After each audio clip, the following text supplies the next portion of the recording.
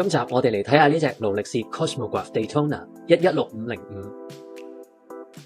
喺高級運動型嘅腕錶領域上，勞力士錶嘅複雜功能喺錶界裏邊絕對係首屈一指。而 Daytona 係最常被點名提到嘅勞力士腕錶系列之一。Cosmograph Daytona 誕生至今已經超過60年，時至今日已經延伸出各種材質嘅版本，就好似你而家見到呢一隻 Daytona 116505。Daytona 嘅傳統同追求速度嘅人士而設計嘅116505，亦都冇丟失呢一個傳統價值。經過製錶師精心嘅設計，令賽車手可以準確計算時間至1/1秒嘅單位。計時長度達至12小時，錶身旋入式嘅按鈕唔單止可以確保防水深度達到100米，更加提供咗計時腕錶嘅即時高效互動性能。外圈備有測速計，可以測量特定距離嘅平均速度，最高可達時速400公里。Daytona 116505搭配咗4130型號自動上鏈機芯，由勞力士專利研發嘅4130機芯，僅以360枚零件組成，提供準確嘅計時功能，並獲得天文台嘅認證。呢一隻116505由勞力士永恆玫瑰金材質打造，錶徑